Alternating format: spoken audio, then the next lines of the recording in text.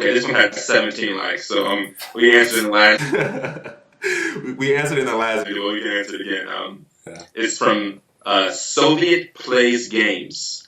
Wants to know: is it okay to swallow your saliva occasionally while trying to get sleep paralysis? I even put that in my forum on my website, RyanCropper.com. I gave him a little tip.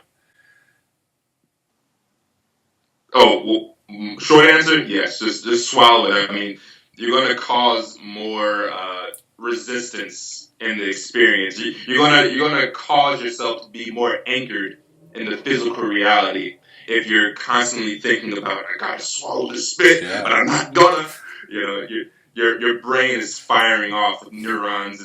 It's letting your body know you're still awake. Just swallow it and relax.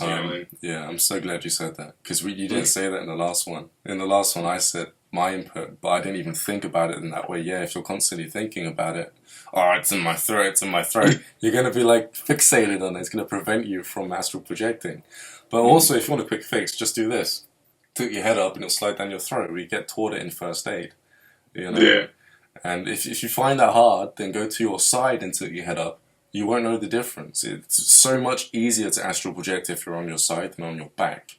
Or at least really? For me anyway, especially because when I'm on my back, my neck goes like that, and then the saliva builds up. So I have to do this, and then I'm like, okay, I'm looking at the ceiling now. But I can eventually astral project. That's how I used to be, and I used to find it difficult. Now I can do it on any side, but I prefer still to do it on this side of my body. You know, when I'm on my back now, though, yeah, I've taken it to the next level. When I'm on my back, I can do pretty much anything. I can go to deep meditations, theta meditations. I can see visions. I was doing one yesterday. I was on the beach. It was awesome.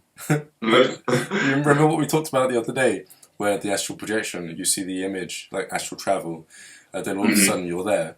I was doing that yesterday, and I was searching for things, like little tiny people running around. I was trying to master the direction. I want to say the direction of the window, because that's what it's like. Because you're trying to, you have like this intent of what you want to see. You don't know what it looks like. You can't have an expectation, otherwise your subconscious mind will create it. So you kind of just put out the intent in the universe. You don't know what it's going to look like, but you're just open to receiving. Right. And then like it just opens like a window, and you start to see everything in motion. So I was really getting into that. And that happens to me oftentimes when I'm deliberately trying to astral project. Like if I'm laying flat on my back, I know that sleep paralysis, I know all that's getting close when I forget that I'm even in my body. Like I begin to like almost dream. Like I begin to see visions of other places, and then it just hits me. Sleep paralysis hits me, boom, So it's funny that you said that. It's really cool. It's really cool. But going back to the question, yes, just swallow it. Swallow it. And you think, okay, how can I get past that so it doesn't happen again? Is it actually working if I'm on my back? If not, switch to another position. If you're on your side and you're swallowing problems, go on your back. Pick up a pillow. Try to change the orientation of your throat. You gotta be kind of smart, but practically smart with this. It's your body. Yeah. You know what makes you comfortable. Be intelligent. Try to shift. You don't have to be in a certain way all the time. Get that nonsense way out of your head, or else you're going to be stuck hitting your head against a brick wall for months on end like I was. That's why one of the biggest things I try to push when it comes to any advice towards astral projection is it's a game of trial and error. You literally just have to mix and match and try to find out what makes you most comfortable. And what's just easiest for you. If this position, if this method that you've constructed doesn't work for 2-3 attempts, try it another way. That doesn't work, try it another way, and eventually you'll find what works for you. But don't try to change it too much, because you may be doing it wrong in the first place, and that's why it's not working. You need to know for a fact that you're doing what you're supposed to be doing. And if that's not working, change it a little bit. And a little bit. Tweak, refine. Refine it. Refine the practice until it's pretty much done perfect. And if you haven't mastered that yet, then you can start switching it out for another technique. And pick that up. and see where you're going wrong with that, but then refine that technique and refine it and refine it, refine it. But choose your techniques properly. Certain astral projection techniques get you to other places. The rope technique takes you to the etheric realm, and most people don't want to be there. So, Interesting. yeah. That's probably why I haven't experienced the etheric realm very often. I never do the rope method. I find it difficult to do. Like, I think that's like what witches do, you know, because the last time I did that, not the rope technique, I did a more advanced version where I didn't have to use the rope technique because I was so physically exhausted. I just laid down, and you know, with the rope technique you start visualizing and stuff like that. Well, I was visualizing for fun, you know, just being me. But I thought I was visualizing. No, I had gotten in the habit of not visualizing, creating, but seeing, like I said earlier, with the window, and just letting that be what it is. So I lay down and I opened my third eye and I started seeing everything. I started walking around. Now I thought that this was like a practice run. Just not what I normally do. I do like a little practice run, then I bring my awareness back to my body and I lay down and astral project. But I was so physically tired that during this practice run, I literally I didn't come back to my body. I was in another place, the etheric realm.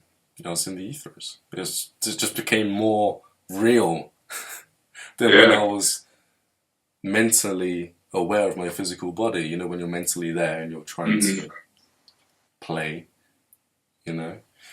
That's what happened, and I found myself in the etheric realm. I saw some weird entities. It was wow. You know, it was like when someone turns on a dimmer switch. Yeah. The mood in the room just changes, like the lights, like when the girl comes over, you're like right? That's it. But it wasn't so fun. It was like a grey and some things are here which was strange. Yeah. You know, and I came back and I was like, that's what witches must do, because it felt really like occulty, mystical. Yeah, ominous and like. Yeah. That's strange. It was odd, very odd. But yeah, let's look at another one. All right. Fine.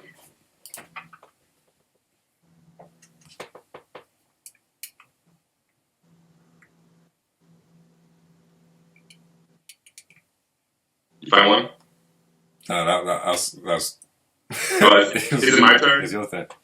Okay, let me see if I can find something.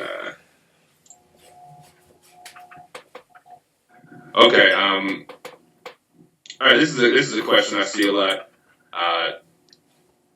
From Junat TK wants to know, I never get to the vibration state. What am I doing wrong, and how can you help me? What are you doing wrong? You could be doing so many different things wrong. I don't know. Yeah. Vibration state, you know, I typically just refer to that as like sleep paralysis. Do you do the same? Like, or is that a different state? It depends what you mean by sleep paralysis. Well, whenever I begin to drift into sleep paralysis, I feel vibrations. I feel, you know, I hear a lot of noise and rumbling in my ears, and I feel, you know, just high vibratory. So do you mean, would you liken that more towards the hypnagogic state? Vibration? No. I mean, this is like a sensation. Oh, you know, a lot of people. This is like a sensation. You know, like a lot of people refer to. They'll confuse the vibration state with the hypnagogic state. They'll say, you know, am I in sleep paralysis? Am I in the vibration state? I'm starting to see colors in my eyelids. Yeah. And so why is he not getting there? Okay, now that makes more sense. He's not getting there. Okay, if he's falling asleep, he's not getting there because he's not mentally conscious enough. That is the only main issue. So if you're falling asleep and you're not getting to the vibration stage, your mental awareness is pretty low. And it's probably because you're doing it at a certain time of the day, which requires quite a bit of your attention. But, of course, you've spent all of your attention doing other things throughout the day, maybe through school or through work, so you become mentally exhausted by the time that you come home, had a shower, had something to eat, which is probably heavy, and then you get to astral project. Otherwise, if you're not getting to the vibration stage and you're too awake, then you're doing it too soon in the day. Maybe you got up, exercised, went out and saw some friends. You're like, I'm going to go astral project, I'm going to get really excited with the adrenaline coursing through your veins. And then you come home and you've only given it like 2 hours since you've woken up. And then you go and lay down to astral project wide awake. And you're wondering why you're not getting there. You're too awake. You need to find a balance. So again, it goes to studying yourself and refining your day so you can like intuitively know when you're going to be consciously available to be aware. That's a great word. Consciously available. Yeah. I like that. To be aware and to notice when your physical body is, tired. You have to be consciously aware, and you have to be conscious so that you can stop the energy of feeling tired from shifting your awareness and causing you to become tired, and then you just fall asleep. I agree 100%. Yeah, the sweet spot in the day, like the time that usually works for me is maybe an hour or two after I wake up, but I have to have that kind of groggy kind of, like a slight grogginess, but I still have that momentum from building my mind back up from sleep, and that combination right there typically produces, a quick OBE for me, a quick astral projection experience. But like if I do it at nighttime, like after my day, like you said, most of my mental availability, or most of my conscious availability, has been drained from all the things I focused on throughout the day, and I just fall asleep. I always just fall asleep. Do you know the best thing though? If you know that you're not going to be consciously available, you like run, you're dry, you're empty. What you can do is you can use that as an opportunity to become lucid instead in the dream. It's actually easier. You can just change your approach. You can still get something out of dreaming. You don't have to just be unconscious and wake up and just waste the entire night. Yeah. You can still do things, which is cool. Let's have another look.